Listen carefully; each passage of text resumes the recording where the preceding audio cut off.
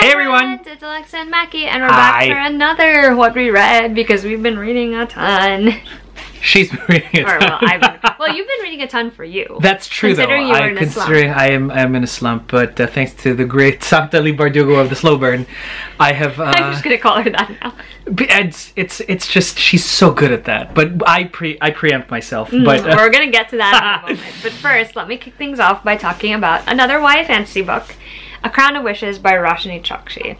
This is actually a companion novel to The Star-Touched Queen, which was her debut. I liked The Star-Touched Queen, but I did find it a little too slow and descriptive for my liking.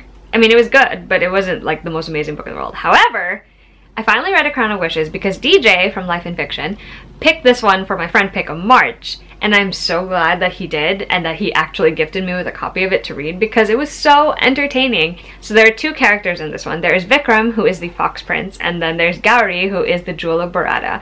And the two of them end up meeting because Gauri is supposed to be executed by his people, and he is supposed to be the one to relay this news to her. However, instead, because of this vision or prophecy that he received, he asks her to be his partner in the Tournament of Wishes so that they can both get what they want.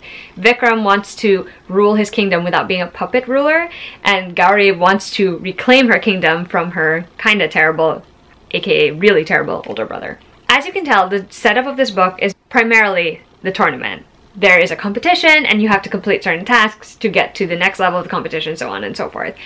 And I love that. I live for stories like that because I find them so interesting when they're well done, and this one was.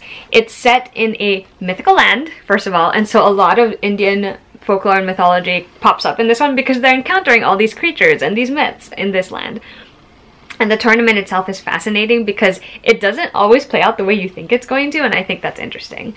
But what really sold me on this story is the fact that I really enjoyed both Vikram and Gauri, the main characters.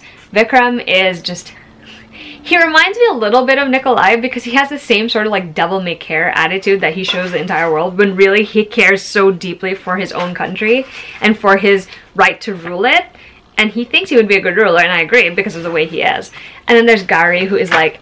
she knows how to wield both her beauty and her actual weaponry, and it's flipping amazing. And I love that she has such a heart for her kingdom and her people, and it's so good. And then watching their relationship just develop over the course of time, because like at first obviously Gauri hates him, not surprising, and he doesn't do anything to help because he likes to push her buttons, but like watching them develop slowly into this sort of understanding and then friendship and then maybe something more, it was so good and I enjoyed it so tremendously.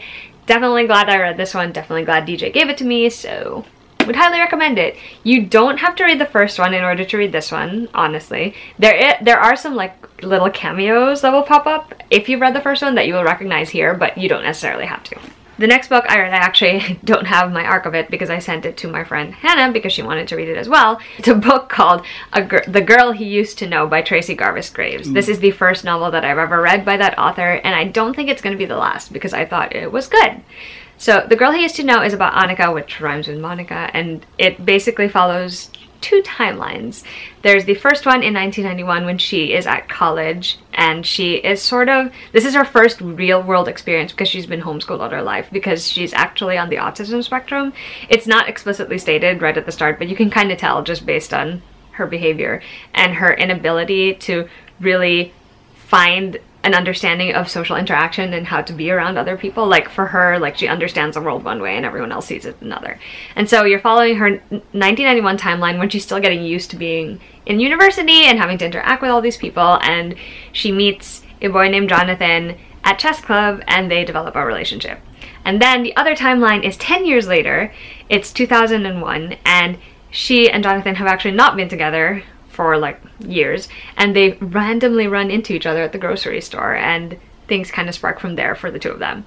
I will say that I like the narrative choice. It reminds me a little bit of The Last 5 Years because you kind of see them building towards the relationship and then see that the relationship has fallen apart, but instead of it, you know, following the break apart, you're actually following them as they move forward from when it got broken apart. Wow. I thought that was really interesting. I think Annika and Jonathan are great characters to follow because they both have their own like thing going on. They're dealing with like different levels of difficulty in their own lives. Like for Annika, it's a lot of personal difficulty because she wants to be able to, you know, make sense of the world and even go out of her own way to get out of her comfort zone, and it's really hard for her, and that struggle ultimately was heartbreaking for me sometimes to read. And then there's Jonathan, who has his own things to deal with as well, and then to just watch them progress in both timelines from this sort of like difficult isolating position at the start and eventually like finding their footing and finding their relationship with each other was very interesting.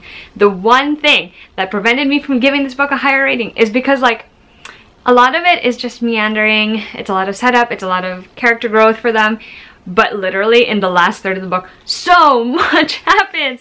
It is like it's like blow after blow in both timelines. It's not even one timeline, it's both timelines. I was already getting like really upset about the past timeline because what happened in that timeline is so hard and so heartbreaking. And then the present timeline decided to be like, oh, no. You thought you were having feelings about the old one? No, I'm gonna give you more feelings about this new one. It was very jarring. To me personally as a reader, I felt like it took me out of the story because it was too much, like all at once. And I think that's just not something that I find very appealing. It's still a good book.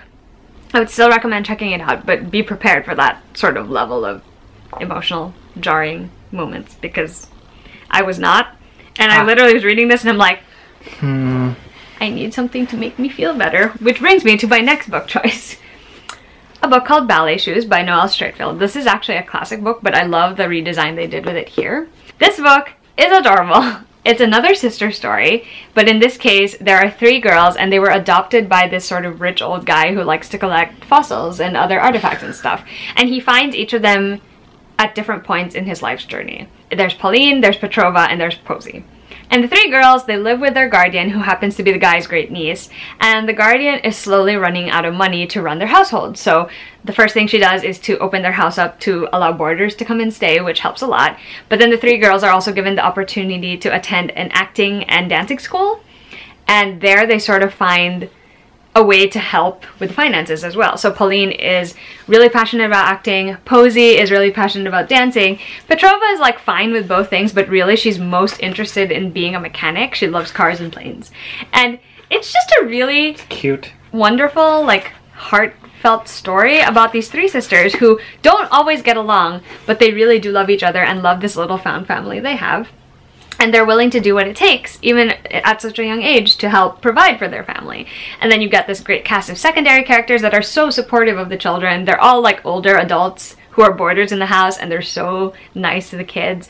And I don't know, it's just one of those classics where like you just feel like going, oh, at the end of it. Has the same vibes as the Penderwicks for me a little bit. It was just very heartwarming. It was the kind of heart soothing I needed after the other book. So I was really glad I read it, and I flew through it. Like I wasn't expecting to read it so fast, but it was so compelling and so fun. So yeah, I would definitely check this one out. It's a standalone, so you kind of don't get a chance to see the girls again in the future, I don't think. And I wish we could, because it would be interesting to see how their lives have changed after what happens at the end. But it's very, very good. I look forward to reading another book from Noelle Streatfeild because she has quite a few. There's another one in this edition. I think it's called Skating Shoes, which also sounds equally intriguing. So yeah, I'm really glad I picked this one up finally and that I got to read it. Cool. All right, I shall now turn things over to Macky because he's going to talk about something I really love too, so I am ready. So part of the Bardugo binge that I went through would, you know, this is technically part 2. I am happy to share that I have finally read 6 of Crows and Crooked Kingdom. A little caveat here, because this is set in the Grishaverse, right, which is the universe that her first 3 books, Shadow and Bone, Siege and Storm, and Ruin and Rising are set. So a little bit of a caveat, right? Even if this focuses on a completely different set of characters, the premise of this book relies heavily on the lore that has been set up for the Shadow and Bone trilogy, which is, it's in this kind of medieval-esque world. There is a, you know, there are a subset of human beings that have the capacity to control forces of nature, the elements, actual atomic particles, and of course the human body, and they're called Grisha. Their inhuman abilities, or rather superhuman abilities, are treated differently across the globe. So in the country of Ravka, which is where Shadow and Bone is set, they're militarized. They're part of the army because they are a force to be reckoned with. Yeah. In other countries they are experimented on, in other countries they're killed flat out, right? in Kerch, which is sort of like a little tiny little island of merchants and stuff. And stuff. And you know, there's both the savory and unsavory elements of that is where the stories of Six of Crows and Crooked Kingdom are set. Unlike with Shadow and Bone, where it's like this, you know, war story and this patriotism and whatever, our main characters are not, you know, trying to be good guys or bad guys. They are criminals, which I love so much already. It centers on Kaz Brekker, who happens to be like the right-hand man of one of the big mob bosses in the Barrel, which is kind of like where the unsavory elements of the city are. So you've got a rich merchant town, lots of, you know, people going in and out of the ports, and then you've got the underworld, and Kaz happens to be one of the big players there. He has a crew in a gang called the Dregs, and something has come to their attention, a really, really big heist that will set them up for life. The necessity of which, you know, puts them in a sort of an actual ethical quandary, because not only does the thing that they have to steal have to do with the stability of the entire known world, stealing it actually just will help the universe and just happen to make them super, super rich. I have never loved a bunch of characters so much in a very, very long time, in a very, very short period, as with just a duology. I mean, you would think that I would want that this was like a 5-book series, but the way Leigh Bardugo is able to sum up everything, and again, huge caveat, if you didn't care too much about the Grishaverse, I would actually, you might have a hard time following the premise, because the world, like the almost Mission Impossible kind of like you know, kind of like the fate of the universe is in your hands kind of deal, hinges on that exact lore. It has to do with the Grisha. It has to do with things changing the game for the Grisha, you know, in the way of just the physical kind of known science of behind it is just going to get blown apart, and it's going to throw the world in balance. So if you don't care too much about that lore, you're not going to see that much of the big picture here. But at the same time, who cares? They're in it for the money. True. They're in it for the money, they're in it for whatever it is that they're their personal things, and they are the most dysfunctional family you will ever find, and yet still more functional than the originals. So actually, this is true. Thanks to Kaz. Kaz is like the anti-Klaus. Kaz Brekker is such a compelling character. He's not a good guy. He has never... They call him Dirty Hands, for heaven's sake, because he's the type of guy that will get his hands dirty in every way, form, or fashion to just make a point that you do not mess with his crew, you do not mess with his boss, you do not mess with his territory. Yep. And now that he has a chance to finally make it big, he's going to pull out every single stop and tap just the right crew to pull off the most insane heist ever, which will lead them, the events of Six of Crows will lead them to the events of Crooked Kingdom, where Kaz and the crew are really backed up against the wall and have no choice but to really make do. I love a good heist story. The only thing that would have made Ocean's 11 better for me would be magic. There's no magic here per se, but that... is there? Or is there? But that it's set in this world where it's kind of medieval-esque and fantasy. Just, I love it so very, very much. The characters are so compelling. The heist is so huge, and there's very little room for Deus Ex Machina here. In fact, everything goes wrong. Actually, everything literally everything. And I'm so surprised at how everything is going. I'm just like, dude, you're supposed... And so in spite of Kaz Brekker being a brilliant, brilliant strategist, that everything goes wrong, and it is left to everybody's teamwork, it is left to everybody's grit. Actual abilities. It is left to everybody's just, you know, capacity, and every so often Leigh Bardugo will throw in a twist that I'm just like, oh, that's so cool. It's one of the most enjoyable reads I've had. I do know that I will be reading this. Me too. I did not cry during the Grishaverse trilogy of Shadow and Bone. I definitely didn't cry. But I did sob hysterically a little bit at the end of this thing on a plane, because that's what I do these days. And so I would highly recommend these. So by the way, this is set it's set after the events of the first trilogy, because I couldn't get enough, and I'm so glad that there's more. Right after the events of Crooked Kingdom and Six of Crows and Crooked Kingdom, I finally got a chance to read King of Scars. The beauty of King of Scars is that it is again set in the future. I want to say 2 years now, after the 2-3 years after the events. Ravka is recovering from whatever it was that was, you know, pivotal and crazy. Again, this has nothing to do with Kerch, although Kerch is involved. I mean, it's a small world after all, and so everything sort of bleeds into place, and it follows how the Ravkan monarchy monarchy and the and its military leaders are now at the brink of, well, we're trying to put the country together, we're trying to make it stronger, but then a monkey wrench is thrown into absolutely everything. Not really monkey. Shadow Fiend wrench. I don't know. King of Scars is going to be a difficult read. Again, if you didn't know what happened in the Grishaverse, if you didn't really care too much about Six of Crows, it's really just hard to suddenly pick it. This is not a standalone. This is something that you have to be a fan of the universe to really come in. So that is the only caveat that I have here. It is for the fans of the world, and that's time-honored tradition. I mean, it's like reading the 4th Ender's Game book, and you're just like, what happened there?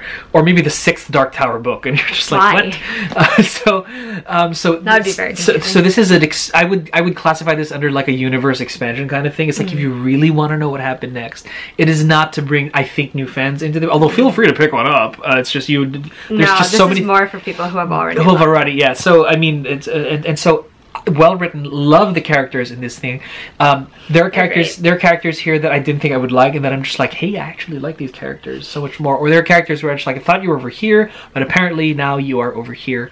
And so this is a book for fans. So you would deserve all the good stuff that you get here if you have enjoyed and suffered through, Shadow and Bone, and then and then the dregs.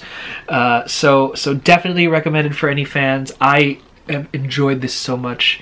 It is so hard to run a kingdom, but these people do it so well. In spite of the circumstance. Well. And so that's really what it's kingdom building. Again, so it's not the most exciting thing for the most people, but so it's really, if you care about the characters, if you care about the lore, then this book is for you. If you didn't, then you know what? It's fine. Like, you can move on with your life and try other things, but it still doesn't mean it's not any less well written than it is. So happy that I read this one. I'm happy he's read it. All right, now wrap it up, bring it home. Okay. The next book I'm going to talk about is, I guess you could consider it new adult paranormal urban fantasy. I don't know. Wow. It's just because of the age group. It's called Last Call at the Nightshade Lounge by Paul Kruger. This book essentially gave me very campy vibes that reminded me a little bit of CW shows. It also reminded me a little bit of Buffy and Charmed. The entire premise centers around Bailey Chen, and she is working as a bartender at the Nightshade Lounge in Chicago. And one night she has her entire world upended when she realizes she accidentally mixes a drink that gives her the ability to sucker punch this demon called a Tremens that shows up on the street. And the story kind of takes off from there because she discovers that there's this whole underworld of bartenders who mix different magical alcoholic cocktails that's cool. in order to access different special abilities. Down for that premise. And it is I'm so down for that in premise. Chicago. There's basically 4 different districts, people patrol and all of that stuff. But what they're really trying to uncover is why the Tremens are coming in groups instead of solo, and a lot of things go down. And it was fun. I can see why not everyone is gonna go for this book because it's very campy. You know it's fun, you're gonna know what the premise is all about, you kinda can see where things are going. The characters are not very well developed. But it's all about the ride. But it's, yeah, exactly. It was entertaining. I thought it was really entertaining, even though I was half the time I was like, I don't particularly have any love for these main characters. I don't really care all that much about Bailey or Zane or any of the other main characters, and I also was not invested in anyone's relationships with each other. In fact, I felt all of that was quite underdeveloped. But what I did find really fun and interesting, and what really made it for me, was this whole bartending magic thing, because it's so interesting. Bartending magic that allows you to sucker punch demons. It's amazing, because you mix different cocktails for different abilities, and in this book you actually get interspersed entries from a book called I think it's called The Devil's Dictionary or something like that, where it's a list of the drinks, how to make them, and then what they're supposed to do, as well as what the ingredients are meant for, and which ones are more effective. And it's just so interesting. That part was really cool. It's also a standalone, so it ends on a note of finality at the very end, which is nice. I like that sometimes. Again, for me it was really fun. I don't think it'll necessarily work for everyone, but for me, definitely thought it was enjoyable. I also read it specifically because that was the Dragons and Tea book club pick from March. Sweet. The Dragons and Tea book club is run by my friends Mel from Mel to the Any and Amy from A Court of Crowns and Quills, and I'll link to the group down below. The next book I'm going to talk about is a little more sobering. It's the complete opposite, again, of the book I just talked about. And that book is Next Year in Havana by Chanel Clayton. Now, before going into this, I didn't know all that much about Cuban history. I didn't know too much detail about the revolution. I didn't know too much detail about what it was like after the revolution. And this story is very eye-opening in that regard. It has two perspectives. It follows Elisa Perez, she's one of like the well-to-do people of her time in Cuba, and she is literally living there when the country's on the brink of revolution between the President Batista and Fidel Castro. And she's living on the precipice of that, and she meets a revolutionary one night at a party, and she ends up falling in love with him, and so she finds her heart tugged in a lot of different directions. And then there's Marisol, who is her granddaughter, who years later has come back to Cuba to spread her grandmother's ashes and to find out more about, you know, her family's history, and to see Cuba, the land where her family came from, for the first time. And it took me a while to get invested in this book. I was like maybe 10 chapters in when things started to really like pick up for me on a personal level. Like I started finding everything about the story so intriguing, and I think what Chanel Clayton does so well is to depict this moment in history for Cuba and to give you a very personal look at it through the eyes of these fictional characters. And I think that's the best way to learn about something, because it gives you perspective. And the fact is, she tried her best to offer all these different perspectives through these different characters. The characters who left Cuba, the characters who stayed in Cuba, the characters who were for the revolution, the characters who were against the revolution, the characters who just tried to save their own skin during the like, it was very interesting in that regard. It was harrowing to read. And I think it makes me sympathize so much with people who are from Cuba, or people who live through this stuff in Cuba, because it's so heart-wrenching. It's so heartbreaking to see like everything that happened through the eyes of these characters, and I think it was well done. At first, I felt like there was an imbalance between which timeline I thought was more interesting, but towards the end, everything kind of like goes together, and you kind of see how it's all connected, and I think that's also very well done. I definitely think that this is one of those books where I wasn't expecting to find it so emotionally harrowing for me. You want so badly for things to change, and you don't know which side is opting for the right method or the right methodology to get that change, and if you can trust in the promises of people who aren't even in that position of power yet. Like it was something that resonated with me on that level, and I think that's why I ended up eventually really getting into this story. So it's really, really good. I can see why a lot of people really enjoyed this book, and I'm glad I finally read it. I am very much looking forward to the sort of, it's not a sequel and it's not a companion, it's a story about another one of the Perez sisters, and she's actually my favorite so far, so I'm very interested in that. So it's really good. Would highly recommend checking it out. Second to the last book I'm going to talk about is Serious Moonlight by Jen Bennett, and that one is set in Seattle, and it's particularly set at this hotel called the Cascadia, where Birdie and Daniel meet again after a very awkward first meeting elsewhere some months before, and they're both working like the night shift at the hotel. Instead of exploring or discussing the thing that went on in their past, they end up deciding to team up to solve this mystery of this reclusive author who uses a pseudonym and who comes to the hotel every Tuesday and leaves after like 15 minutes, and nobody knows why. Interesting. So they spend a lot of time solving that mystery, but there's also a lot of time focusing on their variety of issues. Like Birdie is still mourning because her grandmother has died and her mother has died, and she sort of feels adrift. Daniel, on the other hand, has a lot of history in his past that he is trying to make peace with, trying to move on with his life. And so they end up also tackling that in the story. And I thought it was cute. I read pretty much all of Jen Bennett's YA contemporary books, and this one hasn't dethroned Alex Approximately or even Starry Eyes as the ones I like best. I think I love the setting a lot because I've never been to Seattle, but it felt like I was in Seattle the entire time, and I'm like, okay, now I really have to go to Seattle because it sounds amazing. The mystery was pretty cute, even though some of the things that they got up to, I was like, illegal, don't do that. I thought the relationship dynamic was interesting because Daniel clearly is very, very into Birdie and really wants to make a go of it with her, and he's just afraid that the things in his past might hold him back. And then Birdie, on the other hand, is also terrified that she's gonna lose someone she loves again, and so she finds it hard to let her heart open up to Daniel, and it's just really cute. I enjoyed it. I read it really quick. Would recommend it if you are a fan of Jen Bennett's books, although if you have never read any of them, I would still start with either Alex Approximately or Starry Eyes. The very last book that we're going to talk about is, again, The Magic by Lisa Kleypas. This is actually a prequel to the Wallflower series, and I'd never read it before, but my friend Hannah sent it to me after she had read it. And this is the story of Marcus, who is the Lord of Westcliff, who is the star of the second book in the Wallflower series. It's about his sisters, Aline and Livia. Interesting. Aline, when she was younger, had a best friend who happened to be one of the stable boys who eventually became a footman, and they developed feelings for each other. Oh dear. And they were really strong feelings, and of course her father disapproved, so she did whatever she could in her power, aka she pretended that she didn't love him, to send him away. And so years later, he comes back to the estate. His name is McKenna. He comes back to the estate, intent on hurting her as much as she hurt him all those years ago. Even though he doesn't know that until now, Aline has loved him all her life, still loves him, has never gotten married, and has also had to deal with some tragedy of her own. It was enjoyable. I love seeing Marcus with his sisters. I think that's a wonderful thing. And I enjoyed Aline as a character because she's actually quite independent. Like, she's like, I'm gonna do things my way. I'm a grown woman. I know what I'm doing. And she really does most of the time. She's consciously making these choices even though she knows they will probably have terrible consequences. Here's the thing, though. What frustrates me about this story is literally, like, there is a lack of communication between the main characters. And while that is very typical of most romances, like, it was extra frustrating in this one because, first of all, they were friends before they ever fell in love. And the thing that Aline is trying to hide, I can understand why she's self-conscious about it, but at the same time, I'm like, you didn't even give him a chance.